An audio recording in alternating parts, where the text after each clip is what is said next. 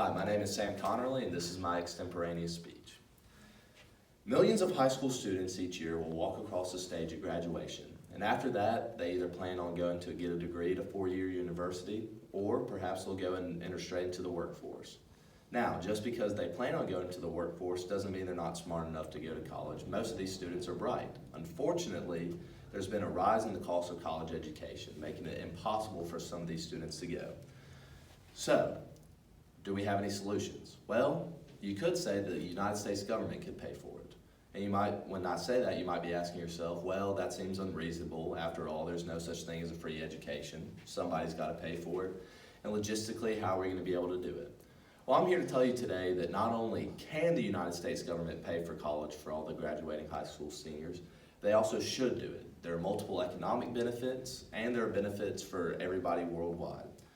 So let's start with here in the U.S. Well, according to AmericanProgress.com, it is estimated that by the year 2020, we will be short 5 million college graduates in the workforce. This because we live in a continually growing technological world. We need more people with more specific skills to work in the workforce. But we don't have enough of these students going to college to get a degree where they can do this.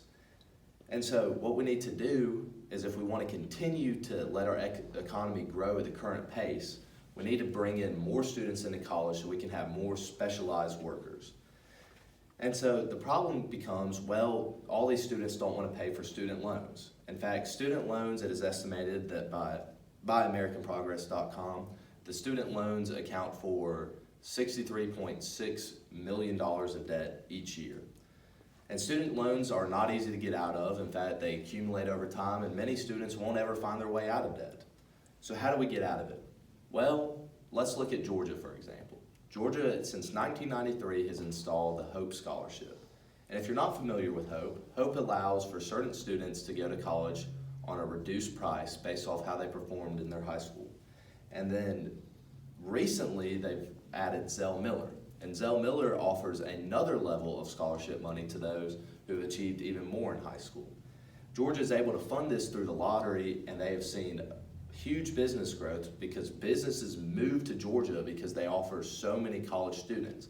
Businesses want these students right out of college, and that's why you see so many businesses moving to Atlanta right off the Georgia Tech campus. And so, while you can say that Georgia is just the exception, well, let's look at some of the countries across the globe. Norway, Sweden, and even Germany have installed some form of free college. Norway offers free public education to anybody willing to live there. Sweden offers free education for people pursuing research-funded degrees.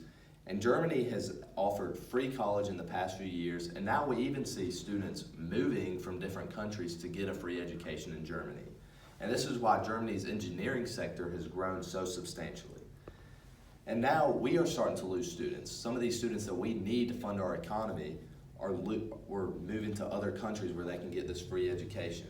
And we're also missing out on immigrants that have high intelligence that would love to come to American universities, but the cost of college is so high that they can't find themselves over here.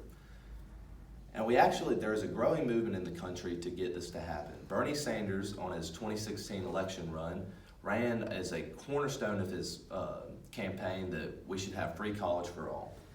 Bernie unfortunately was defeated, but it just shows how much the need for educated college students is in the country. So if you think that I'm still crazy standing here and that we should just abandon this idea, well, I argue with you, because free college will be the catalyst that we need to improve human capital. Human capital is what's going to promote this economy into another global power that we used to be. And it's scary to invest, but like all good investments, a good investment always pays out in the end. So we have to be willing to make these sacrifices, pay a little now to fund college so that way when they graduate and invest in the economy, we get back on top. Thank you very much.